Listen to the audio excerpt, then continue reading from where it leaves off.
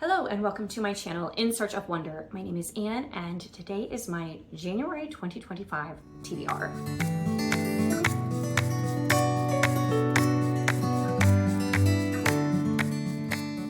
I'm batch filming today, so this coffee that I'm drinking is the same coffee that I talked about in my Christmas Carol tie, which I filmed on Tuesday, or which went live on Tuesday. So you can watch that video.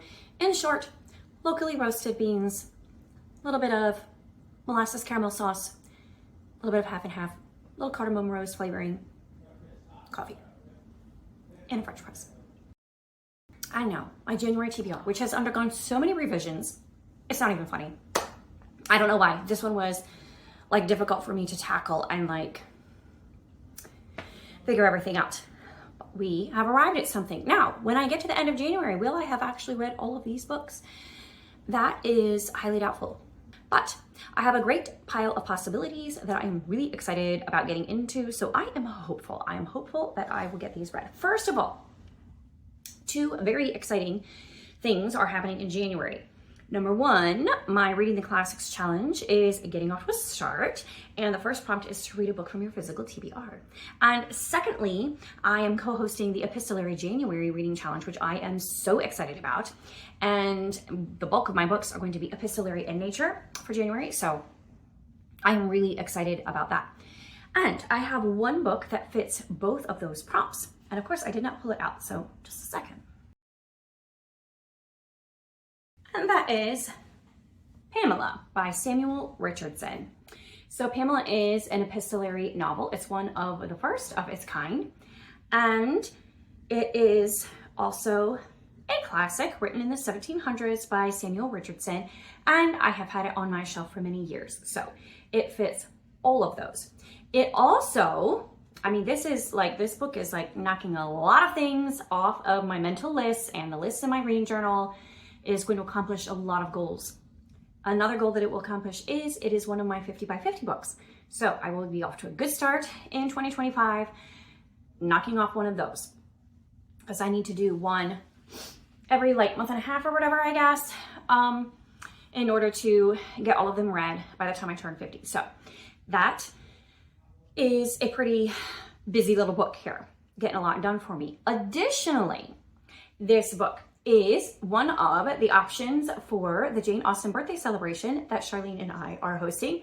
Jane Austen is turning 250 at the end of 2025, and we are celebrating all year long by reading either her novels or books that inspired her novels. And we know that Pamela was very influential in Jane Austen's development as a novelist and a writer and a reader.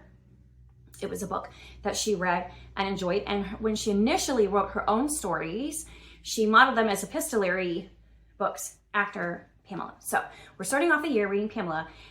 As a side note, if you don't want to read Pamela, which I totally get that, you can choose to read The Lost Memoirs of Jane Austen by Syrie, which is a contemporary book, but it has a historic timeline involving the supposed missing memoirs of Jane Austen. I've read it before. It's a great story, really engaging, and you will enjoy it. And it does give you some factual history about Jane Austen, and it also has kind of like a fictional story about her and her life and looking back on it. So anyway, I will be reading Pamela, and this will be checking off many boxes. As for the Epistolary January, it goes for the Lost Mail story, the Lost Mail prompt, because Samuel Richardson lived in the 1700s. And I think it also could possibly go with love letters, but I'm not sure how much of a love story it actually is, as much as it is a story of conquest. Then, the Chantel Read Your Shelf Challenge. Her prompt for the month of January is beauty. And I was so excited because I have the perfect book for that. I bought it when I went to vacation in South Carolina last year at a local bookstore there. And this book I got there was signed by the author. And I've been wanting to read it since then, but I just haven't been able to fit it in. So it's going to be in January. Only the Beautiful by Susan Meissner. And it is a signed copy,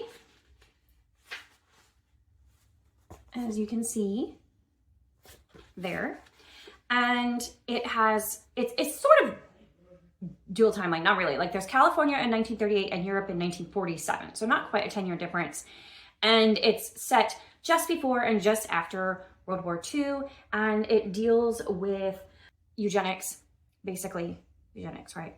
Yes. Helen discovers a shocking American eugenics program and learns that while the war was won in Europe, there are still battles to be fought at home. So that just really interests me, and I am looking forward to reading that one a lot. So this is going on my January TBR. So those are definites. Another definite is one that I got from the library, and that is Positively Penelope. Now, the third reading challenge that I'm doing, besides my Reading the Classics challenge and Chantel's Read Your Shelf challenge, is Juliet Christian Fiction Reading Challenge. And I actually am not doing the first prompt of the year, which is to start a series, because I counted it all up and I'm actually in the middle of, or, you know, still reading through 12 different series. And that was more than I thought that I was. And there aren't any other series that I want to start on that I'm aware of. So I didn't want to just pick a random series just to fill a prompt. I wanted to read books that I actually want to read. But thankfully, Jeanette has bonus prompts. So I took one of her bonus prompts, which was a booktuber recommendation. And so from that, I chose Positively Penelope. Now, many of my favorite booktube channels have read and loved Positively Penelope, as well as the other books in this series, Authentically Izzy and Loyally Luke. Now, some people preferred Authentically Izzy, some people preferred Positively Penelope, and some people preferred Loyally Luke. They were kind of mixed, like different people loved different ones in this series. But generally speaking, universally, this series is pretty well loved among Christian booktubers. So I'm going to read Positively Penelope because I read Authentically Izzy last year, I think, possibly the year before, I think last year, and I enjoyed it. And I just haven't gotten around to reading the others in this series yet, but I want to. So I will read Positively Penelope. The good thing is this also goes with Epistolary January, and it fits the email prompt to read books that have modern forms of communication like email and text. So this series definitely has those. So I will be reading that, and also fits the love letters prompt in Epistolary January. And then some other books for Epistolary January. So the rest of these are kind of like just optional ones that I will mood read through. They're just on my short stack that I will pick from. The first three, I already told you, these three are my definites. Positively Penelope, Only the Beautiful, and Pamela. I will for sure 100% be getting to these and reading those, but the rest of the field is wide open for whatever my mood takes me. So let's go through those. First of all, to accomplish one of my goals, which is to read 50% of the books that, okay, how do I phrase this correctly? 50% of the books that I read should be books from my shelf. That's my goal. So I do have 3 epistolary novels from my shelf, or epistolary books related to the challenge that qualify for different aspects of the challenge. And they're actually on my shelf. So these ones I hope to start with and to give priority if I'm in the mood for them. The first is the Brontes, A Life in Letters, which I was so excited to pick up off Penguin Books last year, but I just haven't had time to dig into it yet. And I do not think I'm going to read the whole thing in January. It's quite big, but I will at least start it and read some of the letters. This is just letters between the Brontes to each other, to their friends, and from their friends, and other people, all kinds of documentation and letters related to the Brontes. I read Juliet Barker's biography of the Brontes, and it is by far my favorite biography that I have ever read about anyone. So if you like biographies and if you like the Brontes, definitely 100% read her biography of the Brontes. It's fantastic. So I'm looking forward to reading through some of the source material for her biography. And that goes for correspondence in the Epistolary January reading challenge.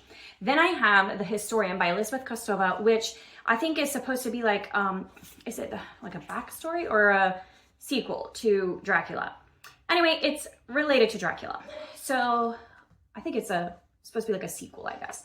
I find it very intriguing ever since I first heard someone talking about it. It might have been Chantel, I'm not sure. But since then, I've heard other people talk about it, and it just sounds like something I would really enjoy reading. And I read Dracula last October and absolutely loved it. So this kind of got bumped up a little bit on my TBR. It is a chunker. So you can see it's quite large. How many pages we got going here? 600 something? 642. So that definitely qualifies for package, which should be at least 400 pages. So that fits for that. I don't know what other categories it might fit in, and I don't know that it's strictly all epistolary, but I do believe it's centered around letters and journals that are discovered. So definitely has letters in it. And then the other one I have from my shelf is The Secret Diaries of Charlotte Bronte, which is by the same author who wrote the Lost Memoirs of Jane Austen, which is for the Austen birthday celebration. And I have been wanting to read this one by her about Charlotte Bronte for a long time. And I am hoping to get to that in January, and it would fit the prompt for journals. Now, I love this cover. So this is what the cover looks like, but this is a cutout, like a frame. So you open up the first page, and then that's the inside. Isn't that beautiful? I love that. Yeah, anyways, I am looking forward to reading that. And then I have 3 that I checked out from the library. I am also hoping to get one more, I think, from the library, but I don't know if I will get it in time. So I'll go through the ones that I actually have. The Frozen River, I may get to this before January because it was only a 14-day checkout at my library system, so I have to turn it in like very early in January. So probably will start reading it sometime around after Christmas and right around New Year's maybe. So The Frozen River by Ariel Lawhon. Now it does have, I think, journal entries in it. I don't think it's strictly epistolary, but yeah, there's like journal entries in it. So it qualifies for the journal aspect of Epistolary January. And so anyways, I've been wanting to read this since a lot of people started talking about it last January, and looking forward to digging into that. And then 84 Charing Cross Road by Helene Hanff. I was looking it up and I discovered, okay, because when I talked about this previously, I mentioned that I did not know how to pronounce the name, this name, Helene. And so I was looking up, and apparently Americans are the only ones who pronounce it Helene. And that's why, because I think because I lived in Europe for a time as a teenager, I probably mostly heard it pronounced Helene or Helena. So that's what I'm more comfortable, like, to me, Helene just sounds ugly. So I like Helena or Helene, either way. But anyways, that lady, although she was an American, so she probably went by Helene, I don't know. Anyway, 84 Charing Cross Road. I am going to be reading that one, and I am looking forward to it. A lot of bookish people love this one. So we'll see where I stand on it. Personally, like, it doesn't seem on the surface like it would be very interesting, but I could be surprised. So I am looking forward to finding out. It's not that long. So anyway, and it fits the prompt for correspondence for Epistolary January. And then The Appeal by Janice Hallet, I'm looking forward to. This one also fits for the email prompt with, because it has like emails and text messages, etc. as part of the story. So I'm looking forward to possibly getting into this one as well. Now, I have trouble specifically finding a book for love letters. The one that I kind of wanted to read, I have no way of getting hold of for less than, like, I think I saw a copy somewhere for $17 or something. I could maybe get the Kindle for cheaper, but I didn't want to read it. Like, I'm not sure I'm going to like it. It's called Drinker of Ink by Shannon Castleton or something like that. And I'm not sure that I'm going to love it, so I don't want to spend money on it really. So I don't think I'm going to get to that one. So I didn't really have anything for love letters, but I figure like positively Penelope would fall in that. Like I said, Pamela maybe could go in there. I don't know, like The Secret Diaries of Charlotte Bronte and The Historian, they may have some love story elements to it. So I figure I will hit that prompt with one of the books that I read. And then The Lost Mail is Pamela. Free shipping is 84 Charing Cross Road, because actually all of these library ones count for that, but I borrowed it from the library, did not pay for it. And then correspondence, the Bronte letters, and airmail is one I did not tell you about. This is the other one that I got from the library. I just forgot to grab it from the shelf. The Berlin Letters by Katherine Reay, and this one goes for airmail because it is set in Berlin. And this is in the late 80s. It's set in, so that will be interesting, and it's about the Cold War, obviously, and I'm just really interested in that one. I've been wanting to read it ever since it came out. Katherine Reay is a bit hit or miss for me. Some of her books I've really loved, some of them I have liked. I don't think I've really hated any of them or disliked them, but they're not always like my favorites, so I am looking forward to reading this one. And then package, the large book is The Historian, and the journal, The Secret Diaries of Charlotte Bronte, but I'm also contemplating if I should get Kindle Unlimited for the month of January. If so, I need to get it before January actually starts so that I don't actually buy any books to go with my book buying ban. But I am thinking of getting Kindle Unlimited for, well, a month or two or whatever until I read all of the current Emma M. Lyon books, because I really want to read them, but either I read them through Kindle Unlimited or I actually buy the Kindle versions. I don't want to buy the Kindle versions because I didn't buy the first 4 that I read, so I don't want to buy the last 4 and have the second half of the series. That's just dumb. So I think I might just purchase Kindle Unlimited for a couple of months and read through them, because that also would go for that prompt. And then for email, the Skymar series and the Appeal fit for that prompt. Circling back to the Reading the Classics challenge that I am hosting for the year, there is also a scavenger hunt prompt, a scavenger hunt aspect of it. And for January, the scavenger hunt has 3, well, they all have 3 things. One is a book, and one is a male protagonist, and one is wintertime. So I don't know that I'm going to get all 3 of those because, first of all, looking at my stack here, actually, the only actual classic that I'm reading is Pamela. Now 84 Charing Cross Road was published in 1970, so that technically qualifies as a classic by the definitions of my Reading the Classics challenge. But unfortunately, it doesn't really fit any of the prompts. Maybe there's winter in here, so that might, if there's mention of winter, that could go. There's definitely mention of books, so that could go for that. However, in this one and in Pamela, there's not a male protagonist. I mean, I think it's a man and a woman are corresponding, but there's not like a protagonist really. So, and in Pamela, it's definitely a male antagonist as I understand the storyline. So that's not gonna work. So I don't know that I'm gonna get all of the scavenger hunt prompts, but I should be able to hit 2 out of 3. I'm hoping that there's a winter scene in there somewhere. Like, it's not gonna be like excessively wintry, but that's my goal. We'll see. And then as for the challenge aspect of my Reading the Classics challenge, the challenge is a book buying ban. And so I am attempting to do that. So my goal is to not buy any books the month of January, not to spend any actual cash. I have a little bit of Pango Books, but it's not gonna be enough to buy a whole book. So if I wanna buy anything on Pango Books, I have to sell more books. I'm probably going to be trading in some books at some point, possibly. I'm getting some store credit, possibly, so I could spend that and I can go to the library. But the hardest part is going to be when I go to the thrift store.